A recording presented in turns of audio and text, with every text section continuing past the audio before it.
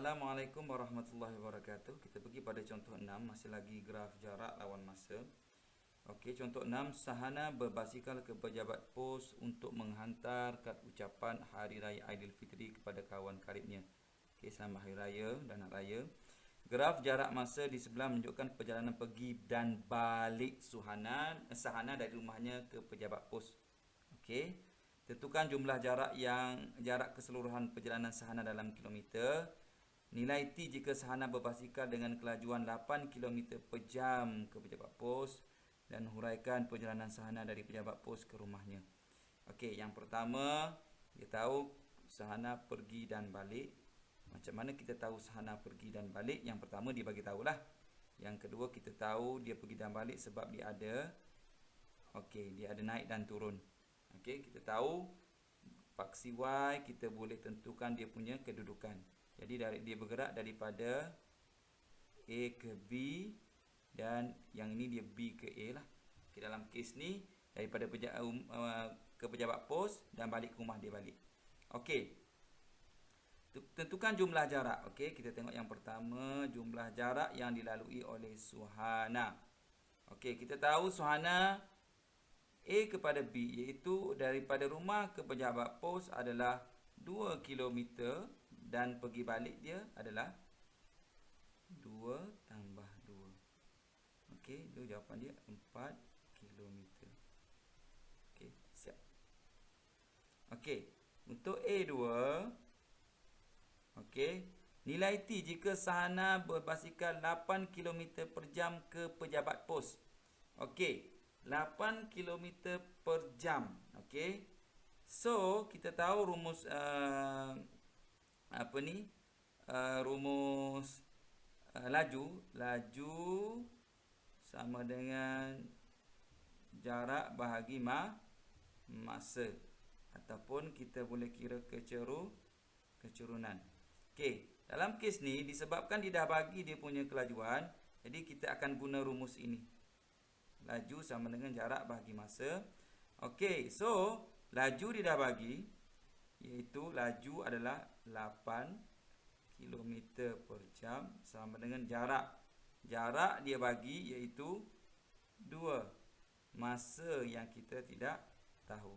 So, macam mana kita nak tahu masa? Masa adalah T sama dengan 2 bahagi 8. Okey, 2 bahagi 8 sama dengan 1/4 sama dengan 0.25. 0.25 apa? 0.25 jam. Sebab unit dia dalam kilometer per jam. Jadi 0.25 jam ni berapa minit? 0.25 jam ini adalah 15 minit.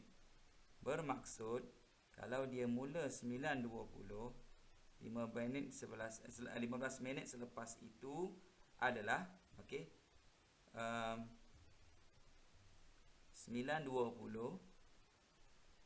tambah 15 minit lah. Jadi nilai T adalah nilai T adalah 9 dia sistem 24 jam ni. 0935. Okey, siap. Boleh. Okey, seterusnya kita nak tengok huraikan perjalanan sahana dari pejabat pos ke rumahnya. Okey. Mana dari pejabat pos ke rumahnya? Iaitu di bahagian ambil warna purple ni. Okey, ini bahagian pejabat pos ke rumahnya. Sebab ini daripada yang pertama dia pergi pejabat pos, lepas tu sekarang ni dia pergi ke rumah yang belakang ni lah ke rumahnya, dan di tengah-tengah ni dia ada tempoh rehat. Bukan rehat lah, maksudnya dia berurusan di pejabat pos. Okey.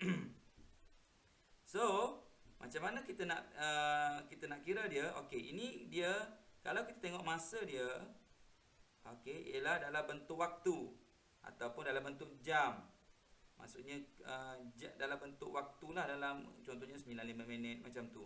Bukan dalam yang sebelum kita tengok sebelum ni, iaitu dalam bentuk tempoh. Okey. Jadi sekarang ni macam mana kita nak buat? Iaitu kita kena tahu berapa jarak dia daripada rumah ke pejabat pos. Okey, pejabat pos ke rumah. Okey, untuk B kita tahu laju sama dengan jarak bahagi masa. So dalam kes ni saya guna dua-dua rumus. Kamu boleh guna rumus jarak bahagi masa ataupun kamu boleh guna rumus kecerunan.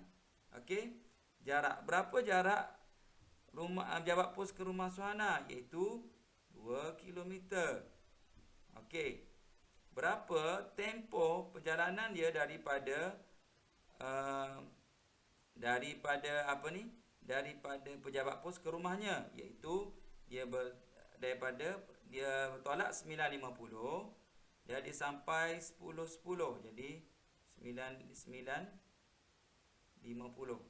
Bermaksud daripada 10.10 hingga 9.50, 2 km bahagi dengan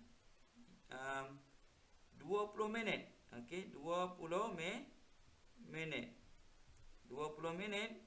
Jadi yang ini kita kena per dengan 60. Kenapa per 60? Sebab kita nak cari dalam kilometer per jam. So, dengan menggunakan kalkulator, kita kira 2 bahagi 20 per 60. Okey, jawapannya adalah 6 km per jam. Okey, masa dia pergi, dia bergerak 8 km per jam. Masa balik, dia bergerak 6 km, selaju 6 km per jam. So, itu je dia punya huraian. Bila huraian, kita akan cakap berkenaan dengan laju, dengan jarak yang dilalui, dengan maklumat yang ada kat sini. Jangan malu-malu nak gunakan rumus yang diberikan. So, kita dah ada jawapan dia, iaitu yang A, jarak keseluruhan dia adalah 4 km. Kenapa 4 km? Sebab dia pergi dan balik. Okey, dan nilai T, jangan lupa yang perhatikan betul-betul kita punya paksi X. Okey, bergantung dengan nilai dia. Kalau yang dalam soalan ni dia guna waktu, dia tidak guna tempoh. Okey, jadi kena tukar dalam bentuk tempoh. Okey, untuk menjawab soalan B. Okey.